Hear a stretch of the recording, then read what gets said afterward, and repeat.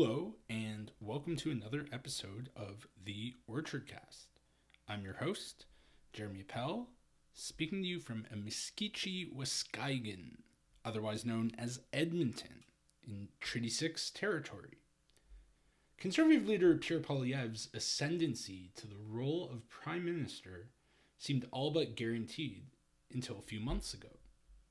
He had a double-digit polling lead over a deeply unpopular Prime Minister Justin Trudeau for 2 years.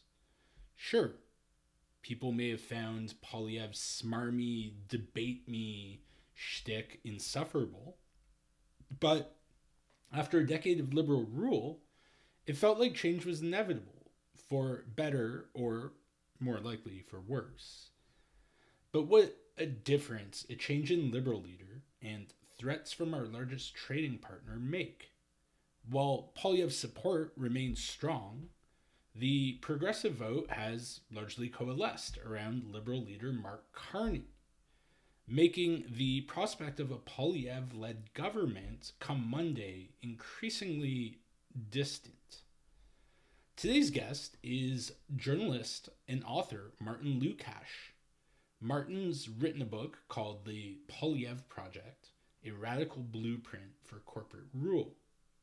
In it, he makes the case that even if Poilievre isn't successful in winning the 2025 election, his faux populism and adherence to radical free market dogma will have influenced the trajectory of Canadian conservative politics for the foreseeable future. Martin Lukacs joins me on the other side of the funky jazz.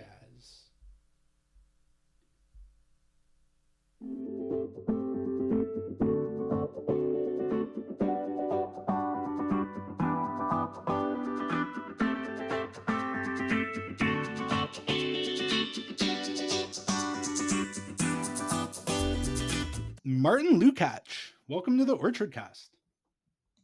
Thanks for having me, Jeremy. I read the Poilievre Project over the past few days. I mean, it's a pretty, it's pretty short. It's also, I think, a very quick read. Engaging. I quite liked it and recommend it. Thanks so much. Yeah, I felt like anything more than 150 pages, people would not want to read about Poilievre. Well, it's not written by Poilievre, so yeah. That's true. But as we were just getting ready to record, unlike Andrew Lawton's book, sorry, that was a delayed pot shot at one of the other three biographers. You know what? I will say, Poilievre. Andrew Lawton played the mainstream media so well with that book, and then becoming a candidate for the party. Well done. Politics aside, I think he's got some sophistication there. But so media savvy, if not sophistication, we'll give him that. Yeah, exactly. And I've heard the book. I mean, you read Lawton's book. I haven't. I've heard it's not bad. Obviously, it's written from a certain point of view, and I mean, you quote from it a few times in your book. And obviously, he has a very favorable view of Pierre Poilievre, but I heard there's interesting information in there. Yeah, I found it useful not because of any of its analysis, which mostly seeks to sand off the rougher edges of Poilievre and whitewash any of the kind of ideological extremeness. But there were lots of anecdotes in there that were often revealing in unintended ways. And so they could be subsumed under what I think is the proper interpretive or analytic framework within which to understand someone like Pierre Poilievre. Yeah, and that's what, when I was writing the Kenny book, obviously he wouldn't talk to me.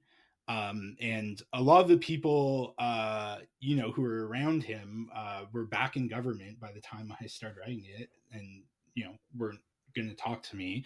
And I did find it helpful to read works of people he would talk to that, again, he would reveal information that was interesting and sort of fit into this narrative and analysis I was doing. But Steve Paikin, his interviews with Steve Paikin or Jason Markusoff, or more ideologically aligned with him, the Hub, right? Like he said things there that were really interesting, that um, I wouldn't have like picked up on otherwise. And so there is access journalism, not what either of us do, but it does have value. Yeah, It's something I probably wouldn't have said before I wrote Kennyism, but now it's like, well, yeah, guys like us kind of need that. precisely. Yeah. They'll say things. There's just an ease and comfort that they have with those kinds of journalists that you know is 180 degrees from what they'll do with us. I mean, they won't not that they won't even not that they won't even give us interviews. Like I don't know how it's been for you, but I was not even able to get accreditation for the Conservative Convention, for the Strong and Free Network. Um, I don't think I've been able. I don't think I've gotten a single comment request for comment responded to by the Conservative policy team. So, yeah, we do need to rely on those kinds of journalists. But yeah, right wing journalists tend to get a much easier hand in the mainstream media, and it was just like it was so obviously a, a campaign memoir or campaign hagiography disguised as a book about Poilievre, uh, both for Poilievre and for, as it turns out, Lawton, who's running in this election, and we'll see if he wins. Well, I think I was talking to a friend of mine in London, and he's like, that is like the safe conservative seat in London because it's like the outskirts of London and includes some like more I guess rural-ish areas, urban areas, as some would call them. So I think he's a shoe-in, from my understanding, but yeah, you never know. But as we were getting ready to record today, Polyev dropped his full platform. A lot of it, as was the case with the Liberal and NDP platform, has already been announced. And I think a lot of it is what you would expect from like a typical neo-conservative government: cutting taxes, harsher criminal justice policies, increased military spending, and tighter restrictions on immigration. The big reveal, I think, is the what he's calling the Taxpayers Protection Act, which would require a referendum on any future tax increases. This is something that Alberta Premier Danielle Smith ran on in the 2023 provincial election, but she hasn't implemented it yet. I suspect it's also an old Reform Party pledge because that just sounds like something that Preston Manning would advocate for. Um, so I'm wondering, in your view, what makes Polyev unique from the sort of standard, neoconservative politician like Preston Manning or even Stephen Harper? I think the main thing that distinguishes him is just how much of a hardcore ideologue he is. Um, Unlike with someone like Stephen Harper, who was much more willing to go pragmatic, both in his time as leader and then as the prime minister. Polyev has maintained a kind of purity of purpose that he, learned as a 16, 17-year-old within the Reform Party, as you mentioned, and as a student of Milton Friedman, the godfather of neoliberalism, who died in 2006, having had many of the elements of his playbook implemented around the world, including in Canada, but was still incredibly unsatisfied by how much he was able to accomplish. And Polyev has the same kind of attitude about the what remains the neoliberal consensus in this country. the cuts have for him never been deep enough. The obsession with balancing budgets not strong enough. The public assets in this country have not been privatized thoroughly enough for him. Um, Much like his guru Friedman, like he has always been deeply committed to completely rolling back every single one of the progressive social gains that our ancestors in this country won after the Depression and World War II. And even under Harper's time, he organized on the right flank of the party to push the party further rightward. And after 10 years of Harper, he was, disenchanted by how much Harper had been able to accomplish. Um, both for Harper's own reasons and in part because of the broader, political economy of the time that forced Harper to engage in, some stimulus funding post the 2008 financial recession. But I think, if anything, Poilievre has become more like himself over the years. Whereas, as most politicians tend to kind of mellow with the time, Poilievre, maintained that kind of hard edge. And I don't think, the platform fully captures that. I mean, he knows that it's not palatable to Canadians. And there's hints of the agenda that he would pursue. Like, there's the stuff on on paper, but then I think he's someone who has learned from Friedman about crisis politics. Um, and Friedman used to talk about how it takes a crisis, real or perceived, to really push through transformative change. And one of the things I think that Poilievre has tried to do is, I think, fearmonger about the deficit and debt in this country. For instance, one of the things I learned from Andrew Lawton's book is that Poilievre had finished writing a book called Detonation in the early 2020s, and he just never got around to publishing it because of the snap election in 2021. But that book, Lawton tells us, kind of Poilievre ended up using it in videos he's put out since then.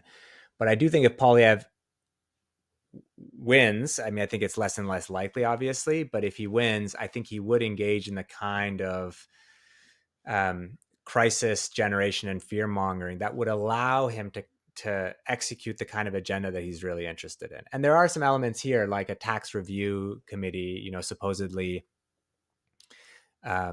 peopled by like farmers and working class peoples, which I think would be mostly a charade. But I think if he were to engage in that kind of exercise, what he would be looking to do is to make a case for just how grievous the fiscal situation is in Canada to justify far more drastic and dramatic tax cuts and downsizing of the state. So I think we're not really getting the picture of what Poilievre would like to do. And likely, had they maintained the giant lead that they had 2-3 months ago, I don't think we would have seen a costed platform in this election. It does feel like it was put together quite haphazardly and quickly, realizing that they just had to do it. Yeah, I didn't expect to see one at all, and then they dropped it today because again, yeah, I agree. I think it's because um, they're behind in the polls and they need something to, at the very least, keep their name in the conversation. To have a media cycle that focuses on them this close to the election. Another interesting detail I noticed in the platform is a pledge to reduce the size of the federal bureaucracy through attrition, which Liberal leader Mark Carney also pledges to do. But Poilievre also wants to reduce educational requirements for civil servants, which I found striking. What do you think the aim here is? I think it's part and parcel of Poilievre's deep disdain and antagonism to the very notion of public service. And I think that can best be traced to his Friedmanite roots. I mean, Poilievre, like some of the more extreme currents within the Reform Party in which he grew up, I think would like to see as much of the federal state that concerns itself with the provision of social services and public goods absolutely dismantled. Um, and I think Friedman is kind of back in vogue now in the last few years, and especially with Elon Musk taking a chainsaw to the federal state in the U.S. But this is a guy who made his name for thinking that practically every element of the federal state in the U.S. should just be abolished, other than those elements of the state that are um, involved in basically shoring up the existing property relations and power and privilege in society. So, justice, the military, the police, border agents. And in moments where Poilievre has kind of spoken at, off the cuff, he's the mask of his has dropped. So there was this moment I write about in the book from a press conference he gave last spring where he was asked about government spending and he said something to the effect of, I'm wary of spending any taxpayer dollars on anything other than the core services of government, by which he went on to say he meant building roads, building bridges, paying for police, the military, protecting the border, and a small, social welfare net for people who can't help themselves. I mean, that's basically a vision of the state that existed in this country around the 1930s. Yeah, and in the book you include a very funny tweet, though I don't think he was joking, from Andrew Coyne, who said, "Yeah, this is great, but why should roads be public?" Yeah. Which Yeah, yeah, that's it. I mean, Andrew Coyne, another one of these individuals who, you know, absolute disciple of Friedman and has an incredibly austere libertarian vision of what society should be, and yet has managed to work his way into this like position as a doyen of like wise punditry in Canada. yeah, like he's Um, the reasonable conservative that I mean he supports proportional representation. yeah, And I mean I think he also supports carbon taxation, which of course is a neoliberal policy. Not necessarily the way Trudeau did it, at least not in its pure form, right? Like the you look at what the BC Liberals did, and that would be an example of right where um, you impose this consumption tax and then cut income taxes, right? And, yeah. So, but I think one of the areas where Coyne and Polyev would share common ground is, I think, over their like hostility to the federal state and the extreme constraints that they would put on its permissible role. So I do think, yeah, this is a kind of signpost of Polyev's, but only really like a small taste of his like utter antagonism to the federal government's role in our lives. And again, I think that one of the things that Polyev learned from reform leader Preston Manning was that there's no way you can win office if you unveil the true extent of your radical free market agenda. And so the only way you can really win power or come close to it is by riding a wave of popular anger. Um, and I do think that, again, the platform is by no means a proper representation of what his real plans would be if he won office. mhm. Yeah, and I mean that's always the case, right? With particularly with you know right wing governments, and it's we're going to balance the budget, we're going to cut your taxes, and everything's going to be great. And then when they get to power, it's like, well, what do you think that meant?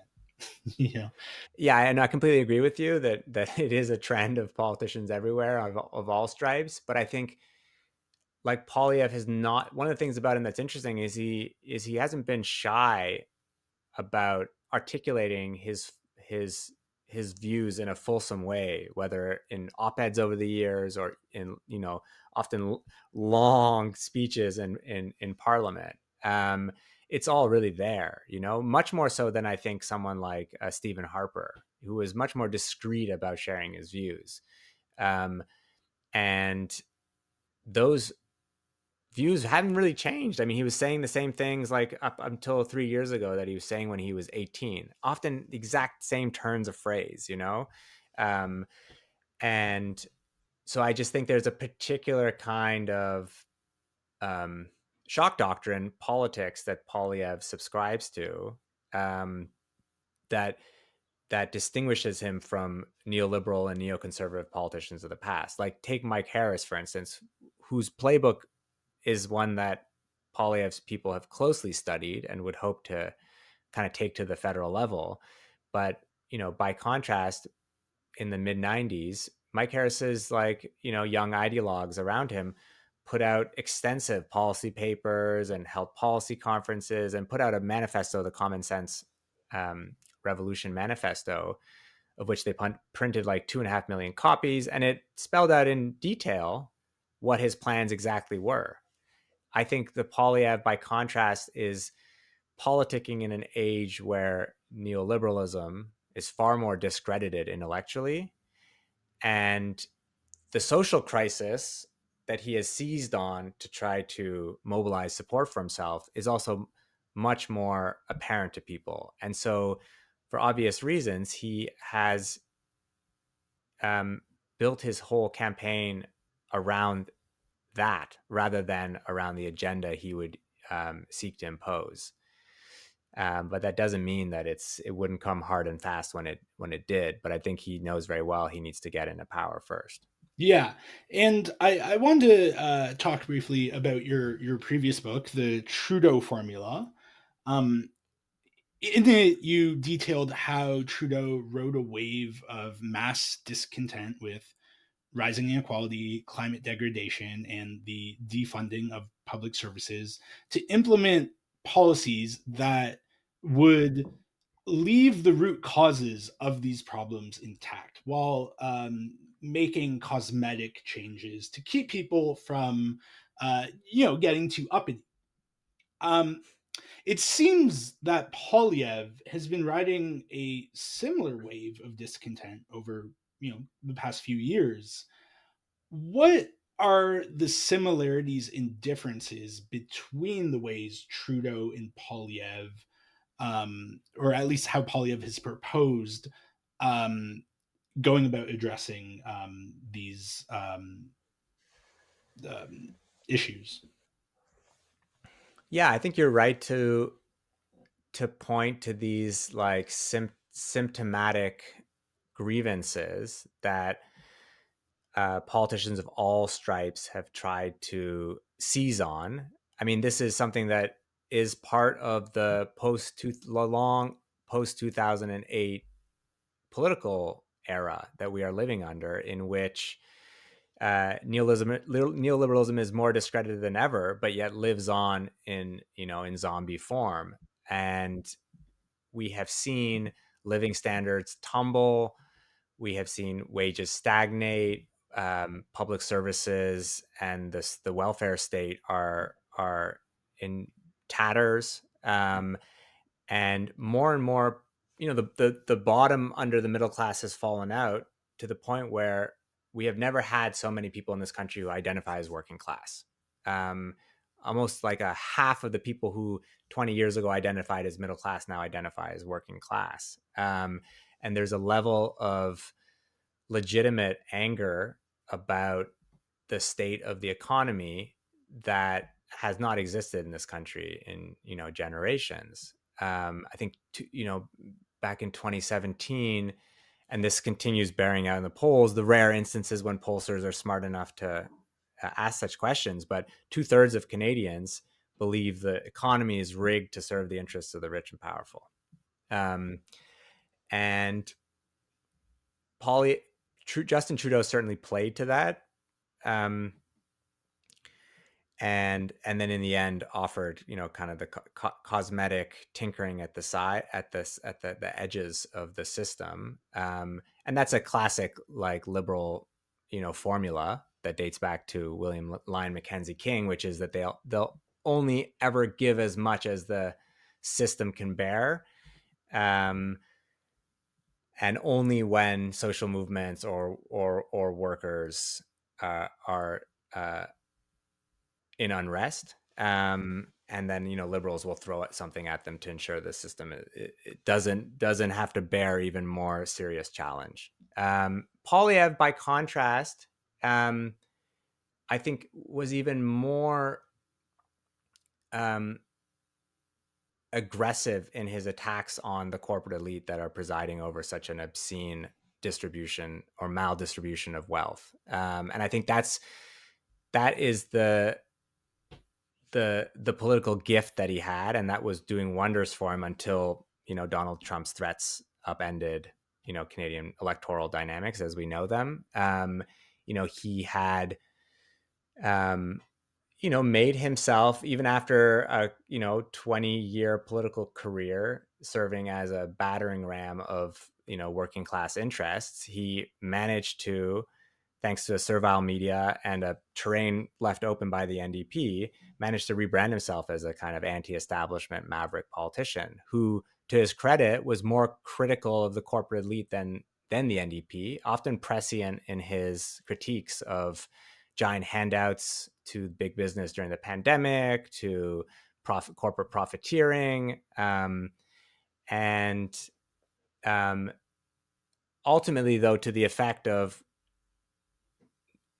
as opposed to Justin tinkering at the edges, his solutions to the problems would make the conditions and problems far worse than they were in the first place by doubling down on the very neoliberal policies that ended us up in this mess in the first place. Which is what's been so rich to watch the media coverage over the last few years, as they basically, served up Poilievre's narrative to the Canadian population. As they described, like the corporate class cowering in their boots in the face of Poilievre's attacks on them, and really managed to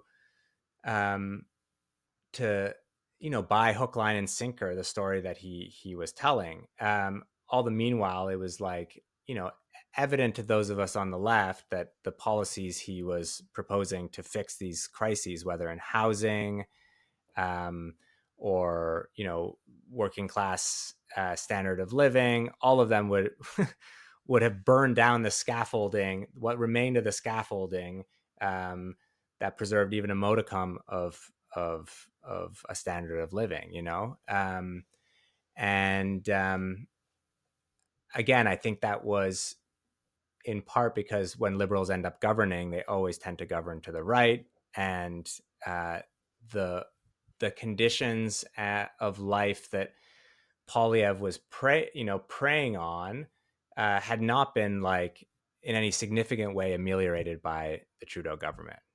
So again, we got like the beginnings of a child care plan, the beginnings of a pharmacare plan, a means tested dental program, but according to Statistics Canada, like inequality reached a record high under the Trudeau era.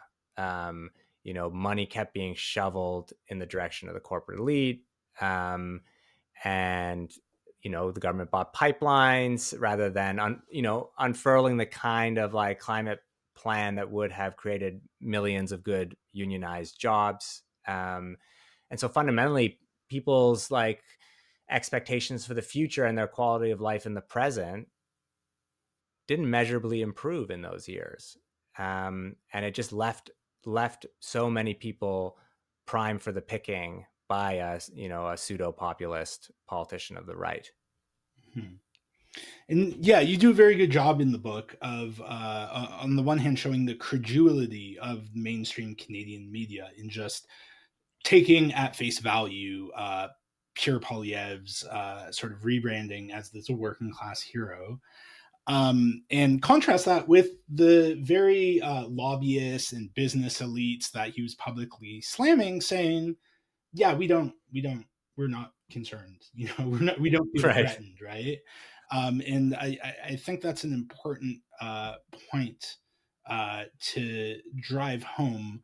Um, in the book's intro, that is the Polyev book.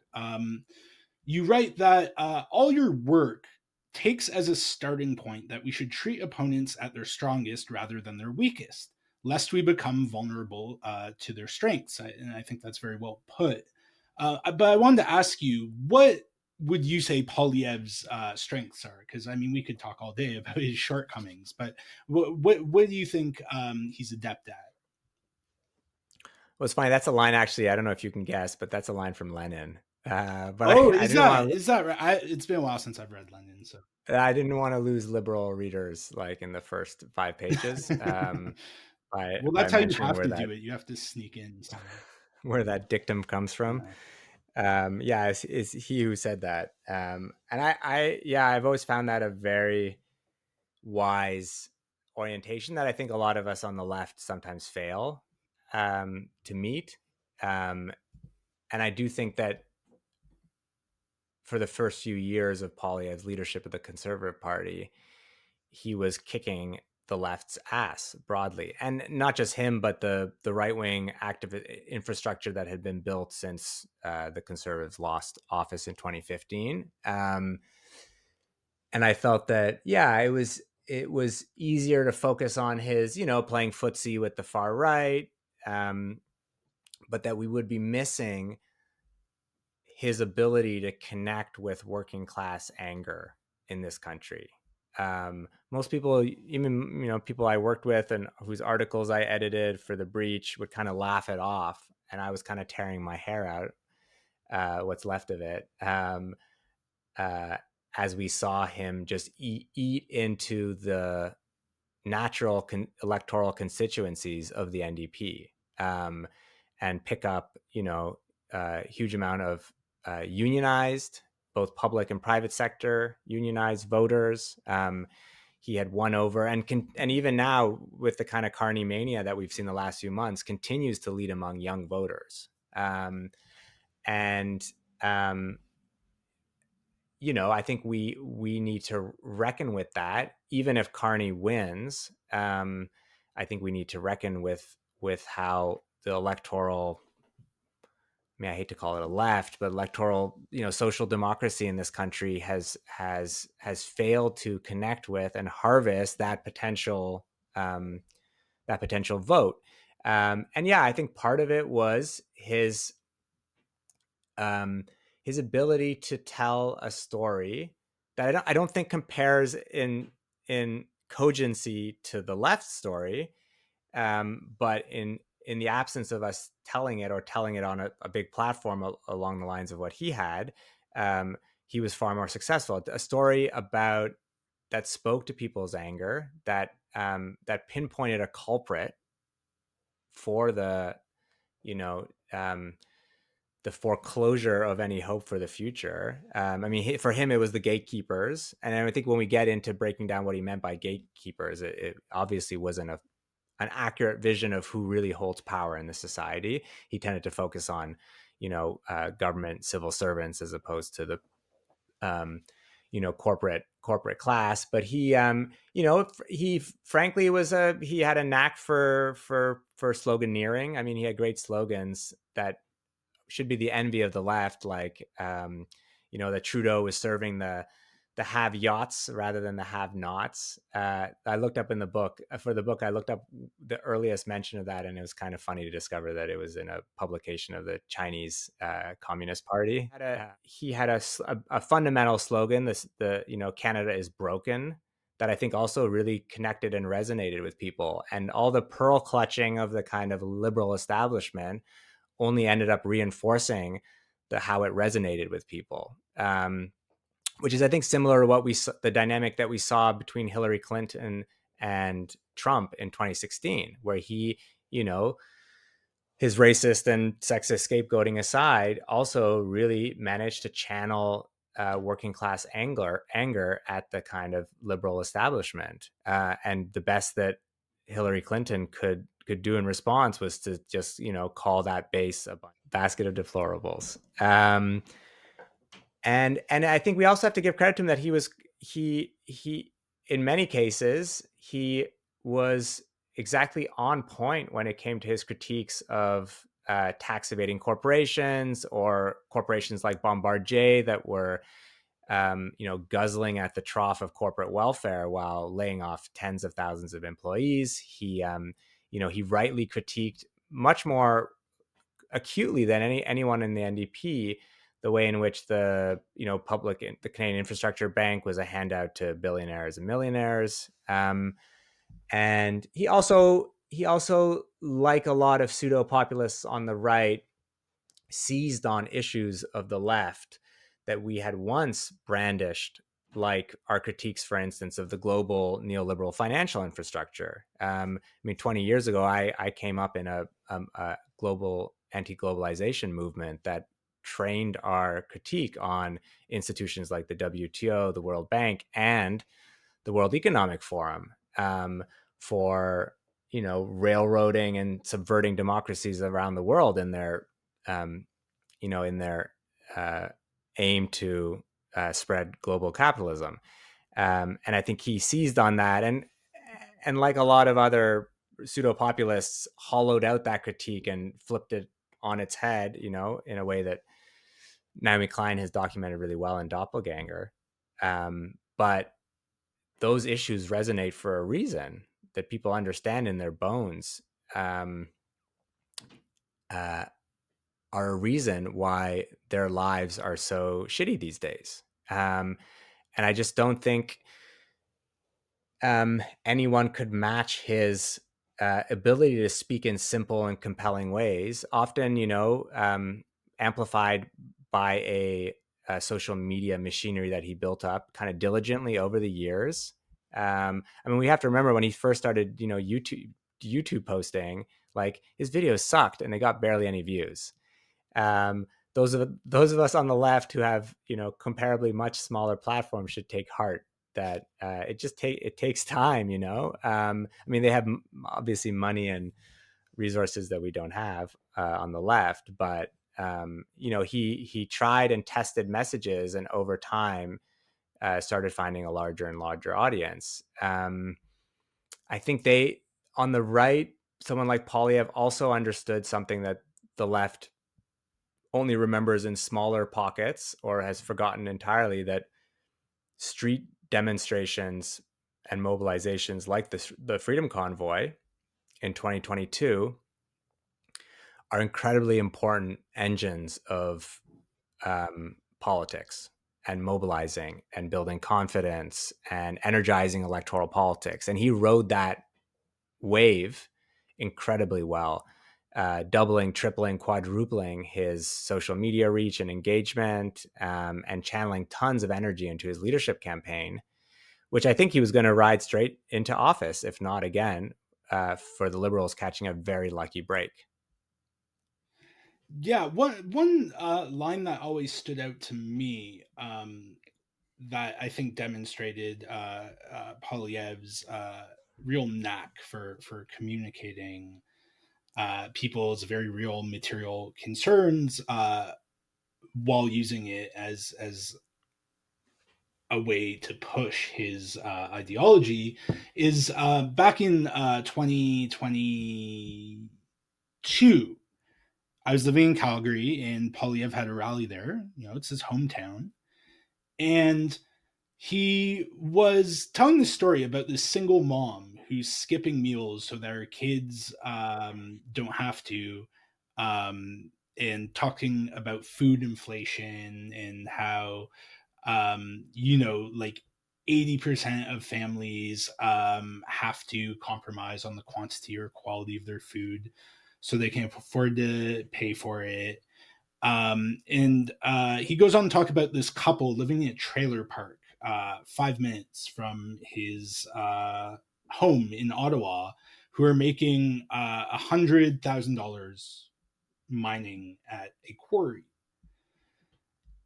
And he says that not only can they not leave the trailer park anytime soon, but they'll never be able to afford a home at the current rate. Um, and that what the aggregate that they're mining from this quarry is what's being used to make the foundations of these homes. And he says, and I Mm. want to quote this directly: "When the people who build our homes can no longer afford to live in them, our economic system is fundamentally unjust." And I was like, wow, like how, like, why isn't Jagmeet Singh saying that? Why isn't he telling stories like that?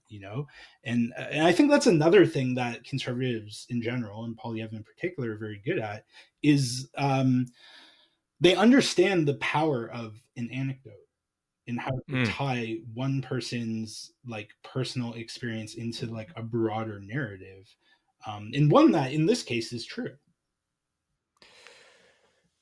Yeah, I mean, I think that if we look back at the history of populism, the left is also good at that and can be good at that. But I think you're right that in this moment in Canadian politics, it was Poilievre who had the, I think, unparalleled ability of the politicians on offer to expose the cracks in a crisis-oriented society. There were other telling anecdotes that I remember being struck by, the kind of modern day bread lines that he would describe. I think he had another one where he described homeless seniors camping out in parking lots. And I think the thing that connected with young people in this country was, describing people in their 30s still living in their, parents' basements. And that, I think, yeah, helped him paint an accurate, if sometimes like overstated, which I think is a classic, element of the right wing populist playbook. Overstated portrait of security. I mean, he talked about a living hell for the working class. And again, the telltale sign of these types is like, he magnifies and exposes these cracks, but he can't actually properly account for them. And that's the vulnerability that needs to be zoned in on and exposed. He had this monocausal explanation for, these symptomatic crises, which was it's Trudeau's fault. But of course, it's patently not Trudeau's fault. Like, food banks didn't pop up in Trudeau's time. They actually popped up in Brian Mulroney's time, in the 80s. Well, he would argue that Brian Mulroney didn't go far enough, right? Yes, that's also true. Um, or housing, housing woes like didn't start under Trudeau's time. I mean, they've always existed in this society, which is, I think, one of the problems of calling it a crisis. But they certainly got exacerbated in the 80s. And I mean, all in other words, like a proper accounting of the symptoms of the crises we face in Canada are best accounted for by neoliberalism, which really, goes aloft in the 1980s. And he Polyev is like quite savvy, and I think understands that neoliberal consensus, because he is often um, credited and appreciated former liberal prime ministers for being very snugly part of that consensus. So, I mean, in many public speeches over the last year or two, he said, look, Chrétien and Paul Martin were part of this, consensus that, brought sunshine to Canada. And it was only Justin Trudeau who radically broke with it. I mean, it is true that Trudeau bucked some of the elements of the kind of neoliberal orthodoxy. I mean, I think the signal signal progressive achievement of the Trudeau era was that they dispensed with the mania for balanced budgets. And I think that was very, very important. And I think it deeply aggrieved people like Poilievre and the kind of right wing think tanks that are his fellow travelers. But by no means was like Trudeau a radical departure from the neoliberal orthodoxy. If anything, his greatest indictment is that he was willing to buck some of these conventions and spend more, but not in any kind of truly ambitious way that would change the material like conditions of Canadians' lives by actually ushering in bold new social programs and public institutions and crown corporations. And so in that regard, Poilievre's contribution was merely as a very shallow aesthetic and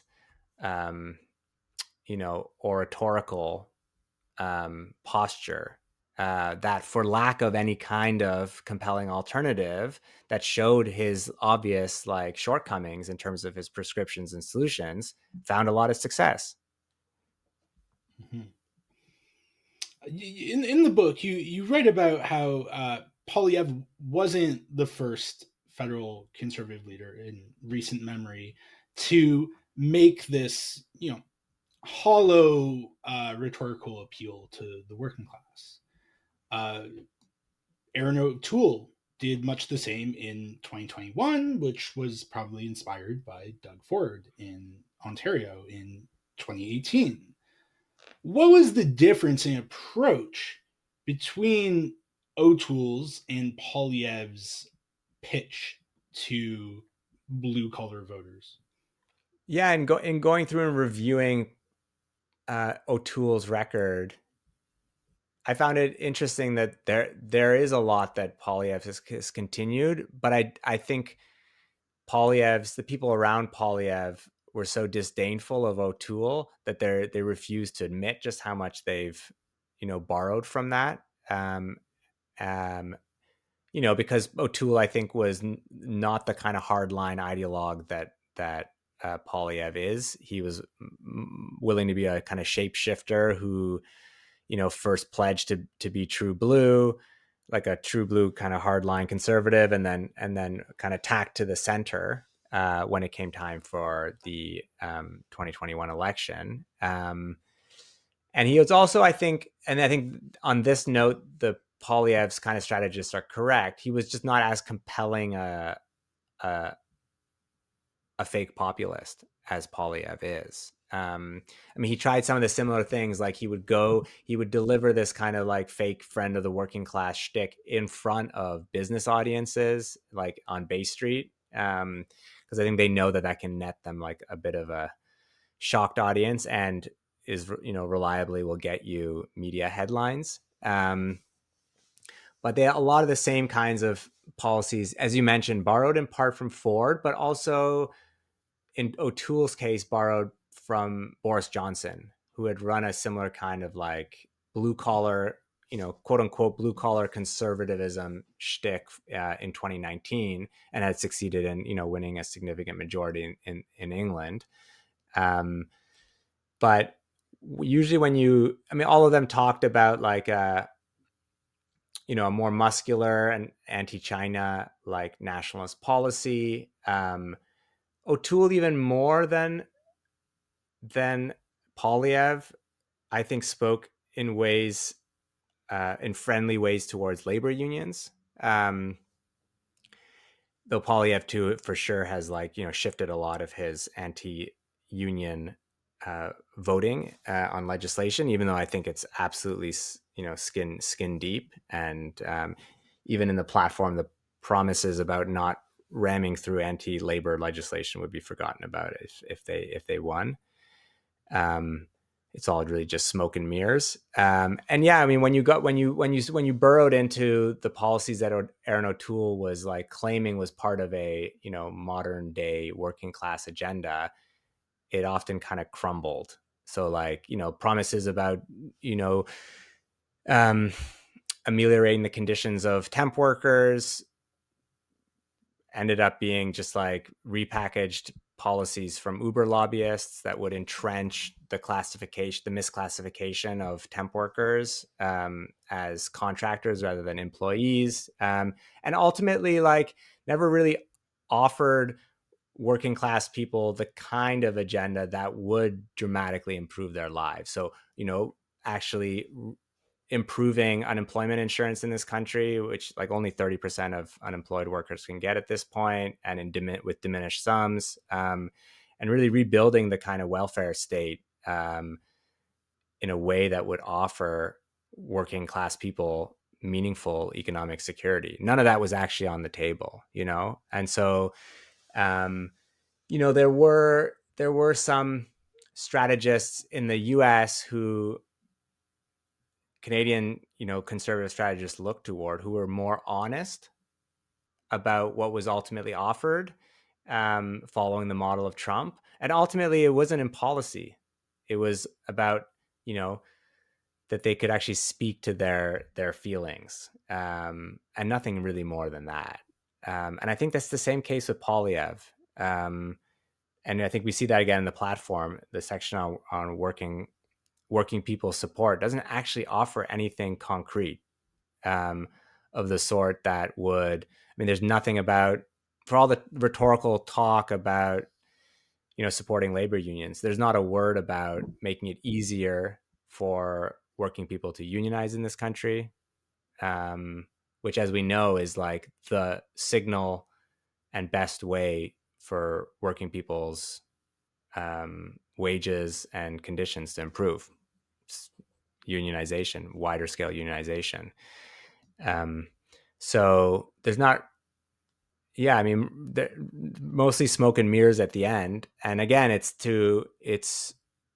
for lack of any kind of compelling alternative on the left that Poilievre was able to make such inroads. And I guess there's one other element which is probably worth mentioning, which is, and this is something that Poilievre strategists were quite clear about, is that they themselves knew that the kind of hardline neoliberal economic program that Poilievre has would ultimately not be that attractive to working people. And so what they would throw them as an alternative was culture wars.